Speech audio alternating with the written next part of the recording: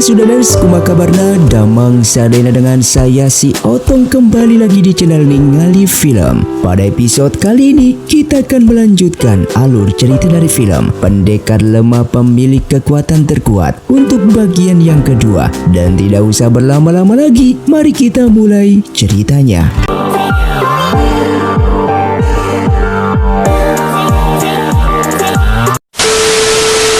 Film pun dilanjutkan dengan diperlihatkannya Fei Seng yang saat ini disambut oleh para petinggi dan pasukan sekte Jin Yuan. Mereka pun mengatakan sekte Sigu yang telah bubar ini menciptakan sebuah sekte baru yang diberi nama sekte Baichuan. Lalu salah satu wanita di sana bernama Chen Er memberikan pelakat suci kepada Fei Seng sebagai tanda ia telah kembali. Bahkan Chen Er memberikan sebuah peta lokasi penyimpanan sebuah obat mujarab yang mampu mengembalikan tenaga dalamnya yang saat ini telah hilang. Melihat hal itu, Fei Seng menjadi sangatlah senang dan berniat pergi ke sana untuk mendapatkan obat mujarab itu. Ternyata Chen Er selama ini sangat tergila-gila kepada Fei Seng. Bahkan baju pengantin sudah ia persiapkan menunggu hari itu akan tiba. Apapun akan dilakukannya untuk membuat Fei Seng jatuh ke pelukannya. Sementara itu Xiang Yi mendapatkan surat dari biksu yang menolongnya waktu dulu dan meminta ia pergi ke sekte Baichuan karena di sana terdapat petinggi sekte Sigu dan Xiang Yi harus membangkitkan sektenya kembali karena sekte Jin Yuan saat ini sudah bangkit kembali. Tak lama kemudian, Feng Bing pun datang ke sana dan ia pun segera membakar surat tersebut. Di sana Fang Bing mengajaknya mengembara bersama-sama karena ia membutuhkan bantuan Xiang Yi untuk menyelesaikan setiap kasus yang ada. Kini ia hanya perlu satu kasus lagi agar nanti ia bisa masuk ke dalam sekte Baichuan. Mendengarkan itu, Xiang Yi mengajaknya makan terlebih dahulu dan seketika itu ia pun pingsan di tempat. Sampai akhirnya Fang Bing pun kembali ditinggal pergi oleh Xiang Yi untuk yang sekian kalinya. Kemudian ia yang sudah terbangun menjadi sangatlah kesal kepadanya. Singkatnya mereka berdua pun bertemu kembali dan terlihat mereka sedang mengobrol setelah mereka mendengar informasi tentang peristiwa kemunculan 7 mayat tanpa kepala. Berasa penasaran mereka pun mendatangi pasar barang antik untuk memulai penyelidikan dan di sana mereka mendapati kepala desa yang membuat acara perjamuan dengan mengundang para perampok makam dari berbagai wilayah. Mendengar hal itu mereka pun nekat masuk yang membuat semua orang di sana langsung terlihat segan kepadanya yang ternyata Xiang Yi memperkenalkan dirinya sebagai perampok legendaris. Di sana ternyata alasan diadakan perjamuan tersebut adalah kepala desa menemukan lokasi sebuah makam pangeran dinasti lama yang kemungkinan 7 mayat tanpa kepala yang baru-baru ini menyebar adalah perampok makam yang telah terkena mekanisme jebakan akibat membobol makam tersebut. Di sini ia pun meminta para perampok itu untuk membantunya dalam mengambil harta karun di dalam makam yang kemudian hasilnya akan dibagi rata. Sebelum berangkat, kepala desa lalu melakukan pesta makan dan minum yang tiba-tiba ada satu tamu undangan yang merupakan anak kecil. Kepala desa pun menjelaskan kalau anak kecil ini sangatlah handal yang mampu membuka pintu masuk makam yang akan mereka bobol.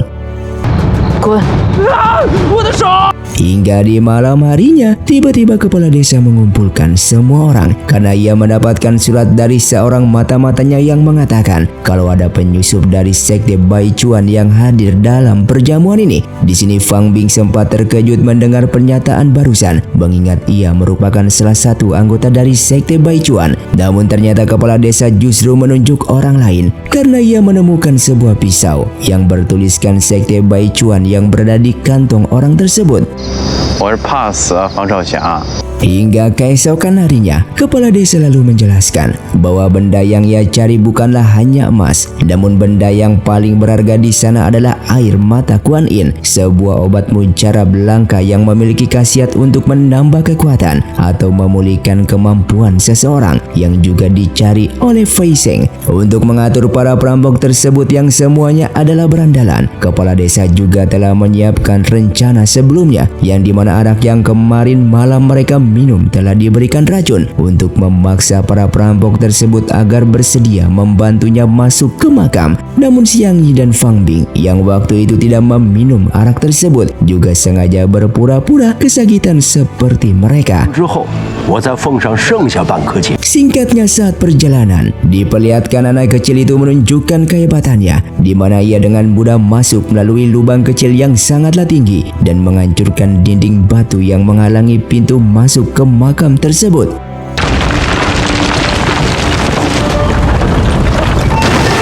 Sesampainya di dalam, terdapat banyak sekali mekanisme jebakan dari berbagai arah yang membuat beberapa anggota perampok makam tewas di tempat, hingga mereka menemukan ujung dari makam tersebut dan terdapat peti besar yang berisikan penuh dengan emas dan permata yang justru saling bertarung satu sama lain.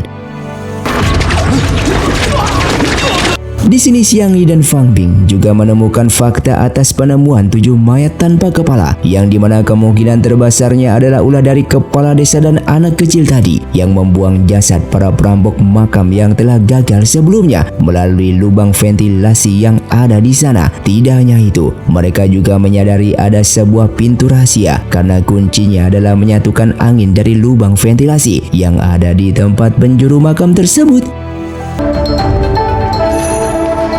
Di dalam, mereka menemukan sebuah gerbang lagi yang mana setelah dibuka, terdapat lebih banyak lagi benda berharga, beserta 2 mayat pangeran dan putri dari sebuah dinasti yang salah satunya masih utuh. Dan ternyata orang yang selama ini mencari air mata Kuan Yin bukanlah kepala desa, melainkan anak kecil ini yang menjadikan kepala desa sebagai alat untuk membantunya masuk ke makam ini. Dan setelah mendapatkan barang yang ia cari, anak kecil tersebut pun langsung membunuh kepala desa. Di sini Fang Bing sempat mencoba menggagalkan aksi anak kecil ini yang mengambil air mata Kuan Yin, namun terlihat perbedaan kekuatan yang sangatlah jauh. Saat itulah Xiang Yi lalu mengalihkan perhatiannya dengan mencuri benda tersebut dan melemparnya ke arah berlawanan. Melihat gerakan Xiang Yi yang tidak asing baginya, anak kecil pun akhirnya mengetahui identitas dari asli Xiang Yi. Dan ketika anak kecil itu meminum air mata Kuan Yin, tubuhnya tiba-tiba berubah ke bentuk aslinya, yang ternyata selama ini ia adalah Fei Zheng.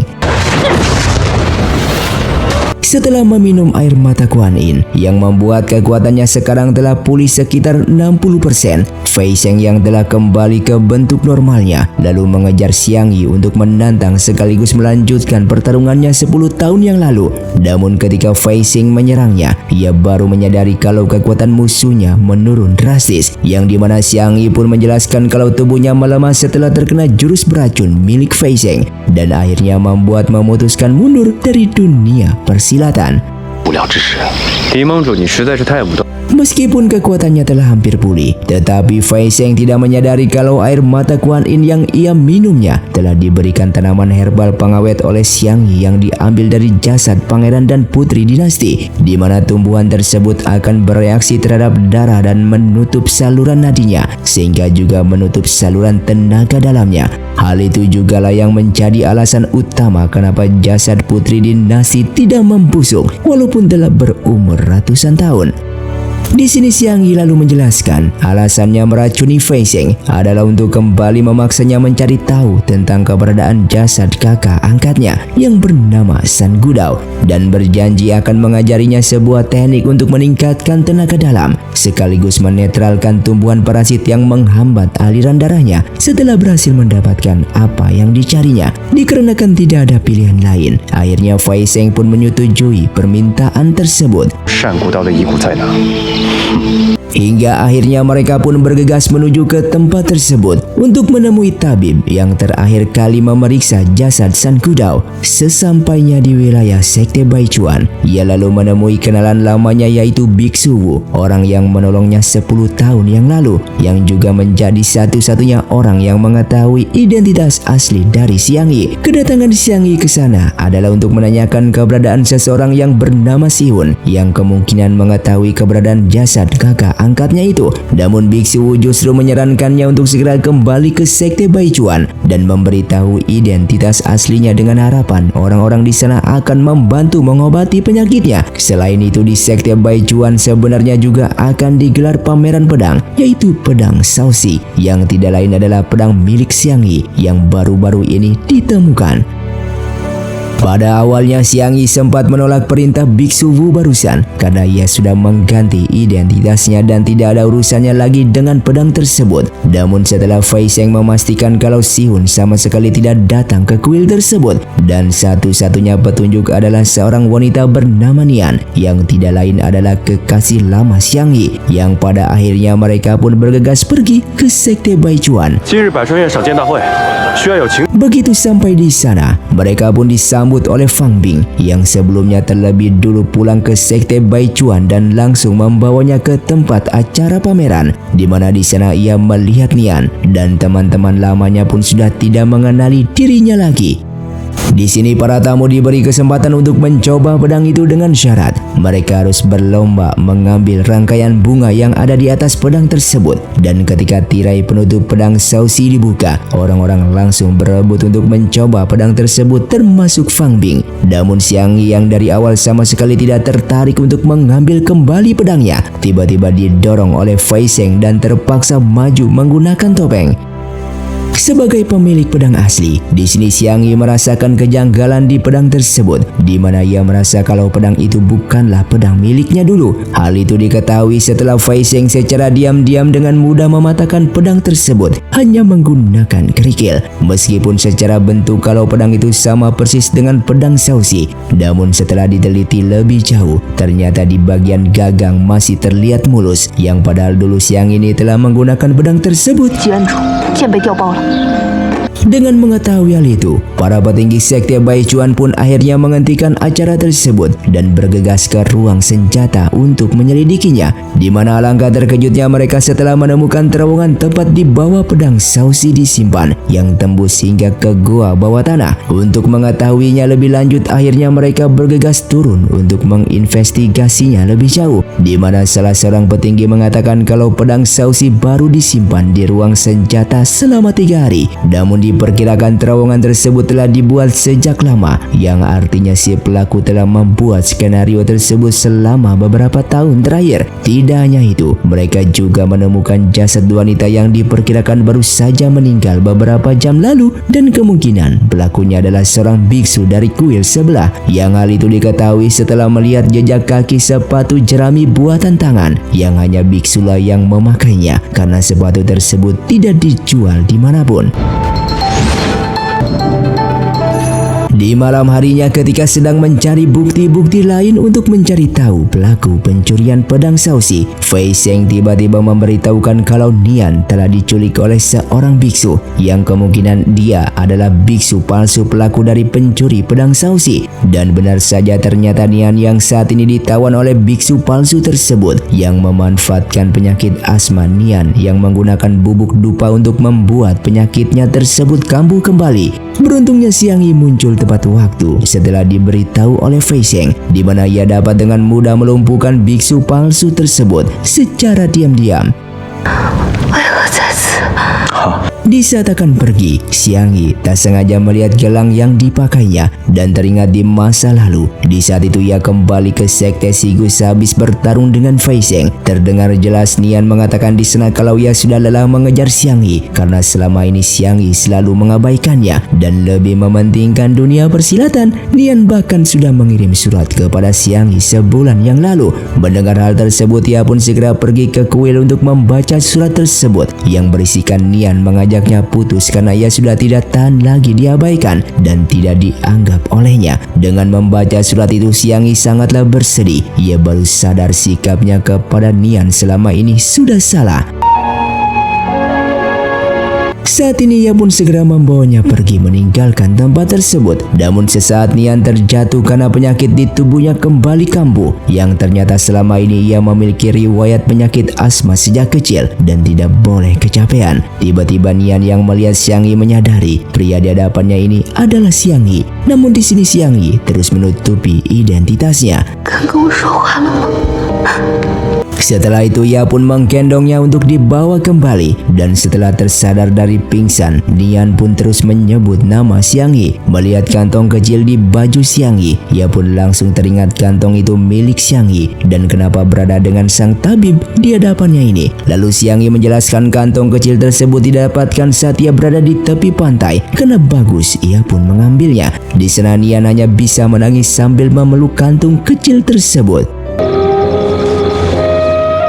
Tak lama kemudian Xiao Xijin pun datang ke sana dan hendak menyerangnya. Atas tuduhan membuat Nian terluka parah dan Fang Bing segera menghentikan serangannya tersebut. Di sana Xiang Yi menjelaskan kalau dirinya lah yang menyelamatkan Nian dari tangan biksu pencuri barusan, dan hal tersebut dibenarkan oleh Nian. Karena kesalahpahaman, Xiao Xijin pun segera membawanya pergi dari sana. Hingga keesokan paginya, ketiga pemimpin sekte yang merupakan mantan petinggi dari sekte Shigu mulai mencurigai identitas dari Xiang Yi yang merupakan Xiang Yi asli pemimpin mereka. Salah satu pemimpin sekte berbaju hitam yang bernama Yunbi mengatakan ia ingin menguji apakah tabib ini pemimpin mereka yang sedang menyamar atau bukan. Ternyata yang meracuni Xiang Yi di saat dulu ulah darinya. Diceritakan Yunbi berpacaran dengan salah satu wanita dari sekte Jin Yuan. Karena terlalu cinta, ia pun menjadi hilap dan terpengaruh oleh kekasihnya itu untuk meracuni Xiang Yi. Karena peristiwa itu, Yunbi pun sangatlah menyesal. Apapun caranya, ia akan menebus kesalahannya tersebut. Su yang datang ke sana masih kesal atas tindakan bodoh yang dilakukan Yunbi saat dulu, yang membuat Xiang Yi pemimpin mereka tewas terbunuh akibat bertarung melawan Fei Zheng. Kalau tidak keracunan, mungkin saja Xiang Yi yang berhasil mengalahkan Fei Zheng waktu itu. Untuk membuktikan apakah tabib ini adalah Xiang Yi atau bukan, mereka pun datang menemuinya dan memperbolehkan mencabut pedang Shaoxi. Hal itu sengaja mereka lakukan untuk mengujinya. Tentu saja Xiang Yi sadar kalau dirinya sedang diuji, yang apabila ia mencabut pedang itu maka identitasnya akan ketahuan, sehingga ia pun berpura-pura lemah dan tidak mampu mencabut pedang tersebut dari sarungnya. Tidak menyerah, mereka lalu memintanya untuk melepaskan topeng tersebut agar bisa melihat wajahnya secara langsung. Terpaksa Xiang Yi kembali berbohong kalau ia seorang tabib memiliki banyak musuh di luar sana, dan terpaksa menggunakan topeng supaya tidak ada orang yang mengenalinya. Untuk saat ini ia tidak bisa menunjukkan wajahnya ke siapapun. Sesaat Yunbi memanggil pelayan yang membawakan bubur kacang hijau untuknya, yang apabila dimakan oleh Xiang Yi maka alergi di tubuhnya akan kambuh, yang menandakan ia adalah Xiang Yi. Hal itu sengaja dilakukan oleh mereka untuk membuktikan identitasnya. Namun siapa sangka Xiang Yi dengan santai memakan bubur kacang hijau tersebut tanpa ada reaksi apapun di tubuhnya. Ternyata selama menjadi tabib, ia sudah mengobati alerginya terhadap bubur kacang hijau dan identitasnya pun aman saat ini.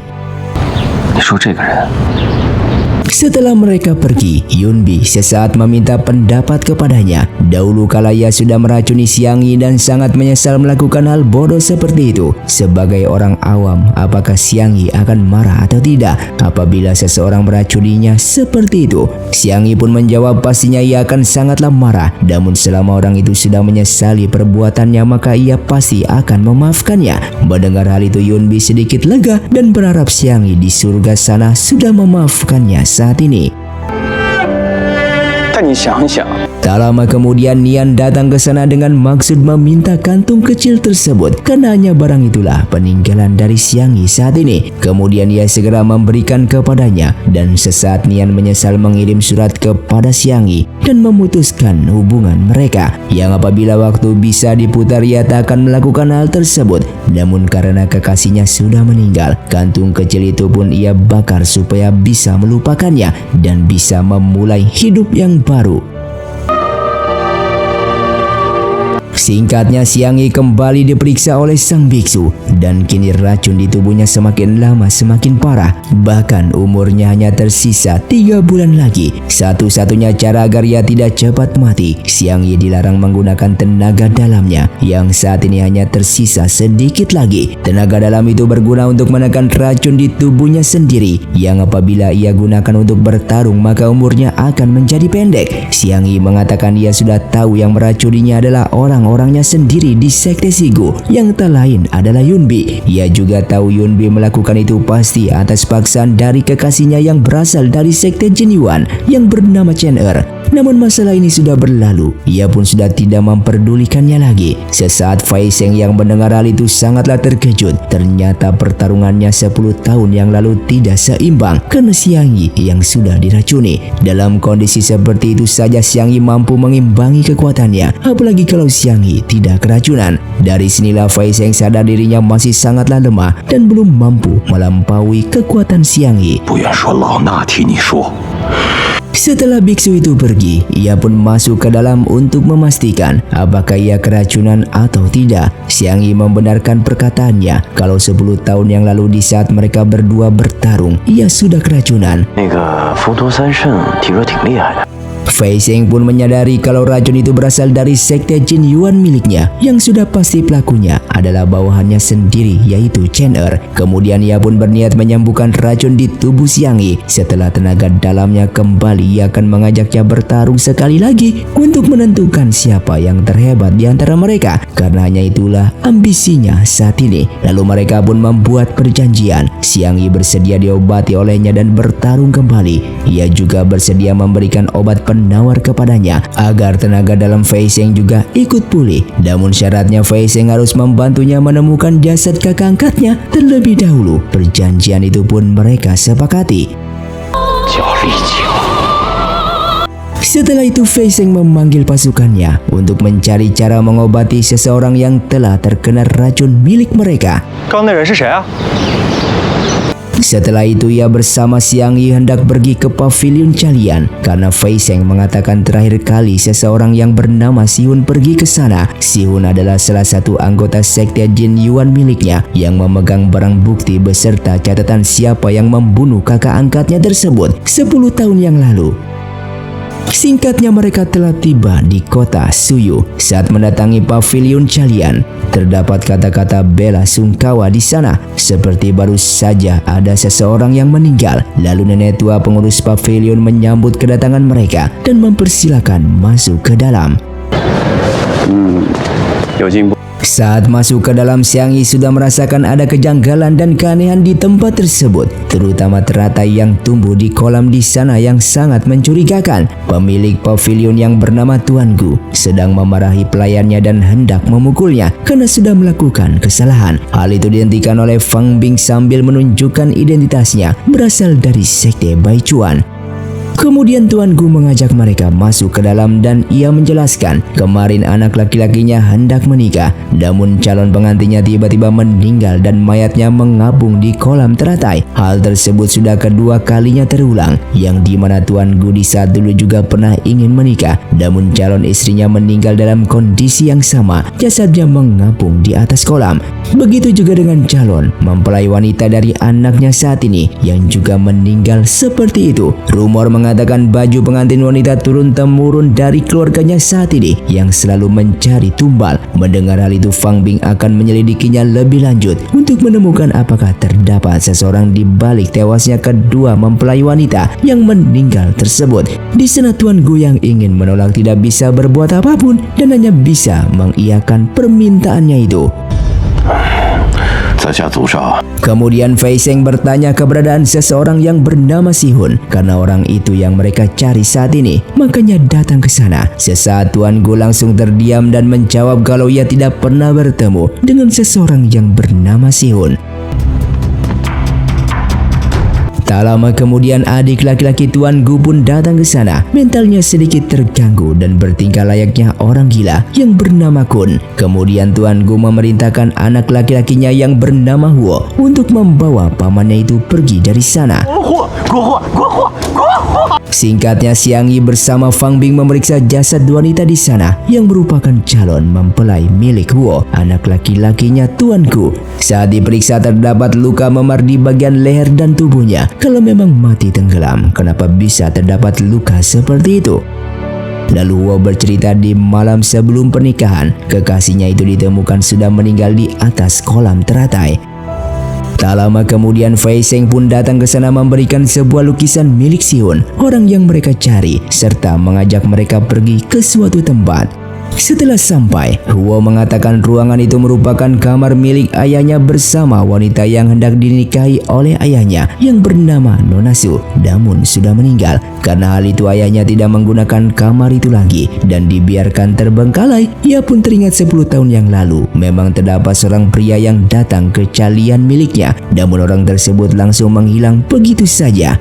Mendengar hal itu mereka pun sadar Tuan Gu sudah berbohong kepada mereka, dan di sana terlihat jelas banyak sekali lukisan milik Sihun yang membuktikan Sihun pernah datang ke sini. Kemudian Tuan Gu pun datang ke sana karena ketahuan berbohong sebelumnya. Ia pun berpura-pura baru mengingat 10 tahun yang lalu memang ada seseorang pria yang datang ke pavilion miliknya. Pria itu diselamatkan oleh Nona Su, calon istrinya, dan setelah itu pria tersebut pergi meninggalkan banyak lukisan yang mungkin saja lukisan itu untuk Nona Su sebagai tanda terima kasih karena sudah diselamatkan. Mengenai keberadaannya ia tidak tahu lagi karena kejadian itu sudah sangatlah lama.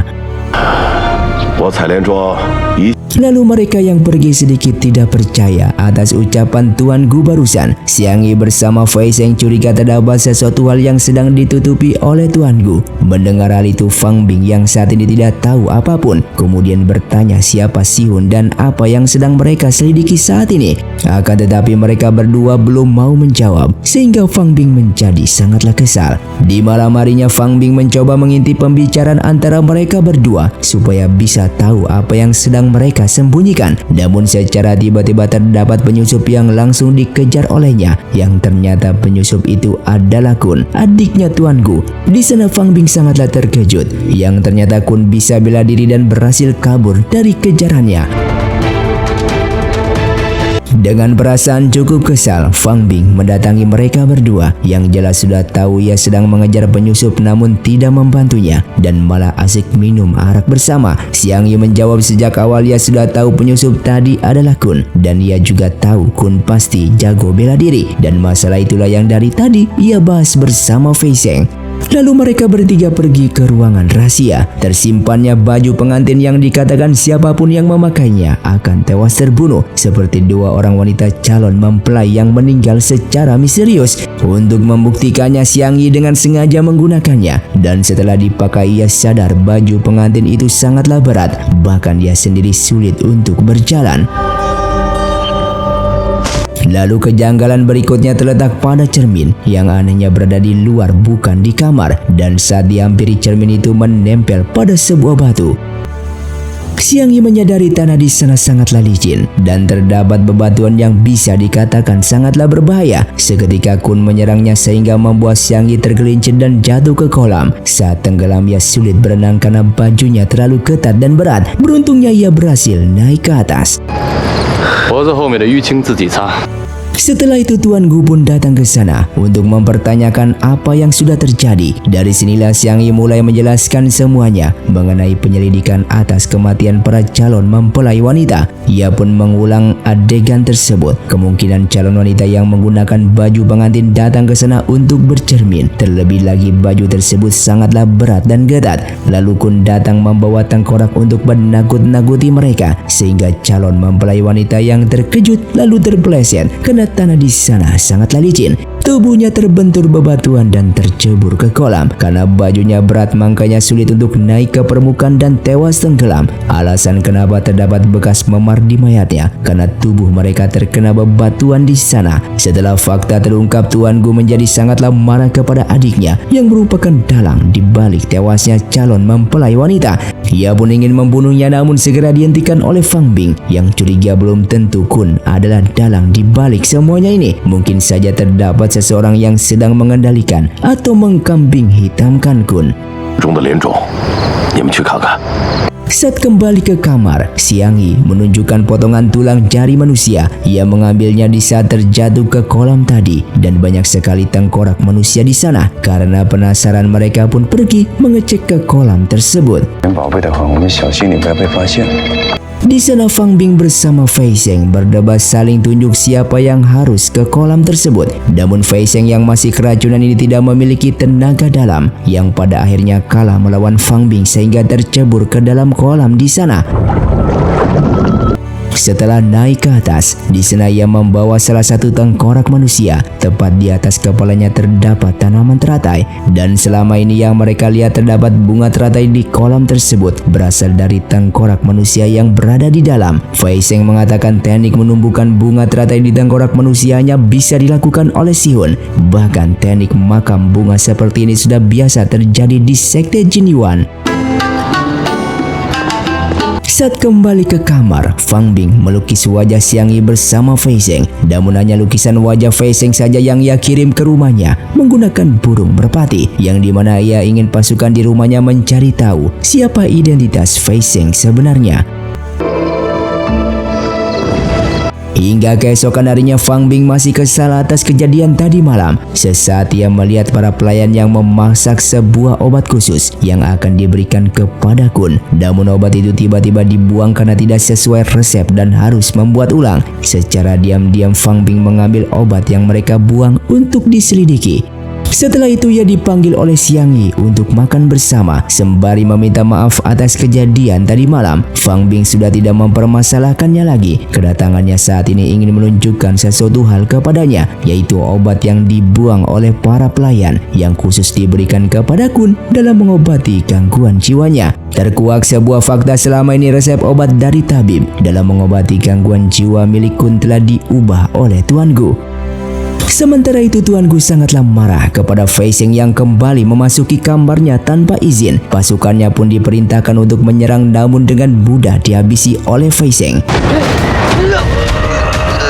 Lalu mereka pun datang ke sana dan Fang Bing menunjukkan obat yang dibuang oleh para pelayannya, yang seharusnya obat tersebut sesuai resep tabib. Namun nyatanya para pelayan atas perintah dari Tuan Gu telah mengubah resep tersebut, sehingga gangguan jiwa yang dialami oleh Kun adiknya itu tidak kunjung sembuh. Dan alasan Tuan Gu melakukannya sudah pasti ingin mengkambing hitamkan adiknya sendiri atas kematian dua calon mempelai yang sudah meninggal, dan yang membunuhnya pasti adalah Tuan Gu sendiri. Namun di sana Tuan Gu terus menyangkal semua tuduhan mereka, hingga pada akhirnya Fei Seng yang kehabisan kesabaran kemudian menyeretnya ke tepi kolam dan akan membunuhnya apabila tidak mengatakan dengan jujur. Yang pada akhirnya Tuan Gu pun berkata jujur. Ia pun bercerita 10 tahun yang lalu calon istrinya tak sengaja menyelamatkan seorang pria yang bernama Xihun. Lalu calon istrinya ini berniat kabur bersama Xihun, dan semuanya ini bisa terjadi akibat kesalahannya yang selalu menyiksa dan memukul calon istrinya tersebut, yang mungkin membuat si calon tidak tahan atas perlakuannya dan memilih kabur dengan Xihun, pria yang baru diselamatkannya. Karena sudah ketahuan, Tuan Gu sangatlah marah dan cemburu, kemudian membunuh Xihun. Sedangkan calon istrinya yang panik tak sengaja terpeleset, kepalanya terkena batu dan tenggelam ke dasar kolam di sana. Lalu tengkorak manusia yang berada di kolam diangkat naik ke atas. Saat diperiksa, Fei Seng menemukan tengkorak Xihun yang selama ini berada di dalam kolam tersebut. Singkatnya mereka pun pergi membawa Tuan Gu bersama adiknya ke Sekte Baichuan untuk mendapatkan hukuman atas apa yang mereka sudah perbuat. Sesaat mereka pun baru teringat kasus kematian calon istrinya Huo, yaitu anaknya Tuan Gu belum mereka selidiki. Dengan segera mereka pun kembali ke pavilion Calian, dan benar saja baru saja kembali mereka melihat Huo sedang terburu-buru meninggalkan pavilion. Sesaat Fang Bing melempar baju pengantin calon istrinya di sana. Ternyata selama ini Huo sengaja menggunakan rumor baju pengantin pencari tumbal di pavilion miliknya untuk menutupi kematian calon istrinya, yang padahal ia sendiri yang membunuhnya.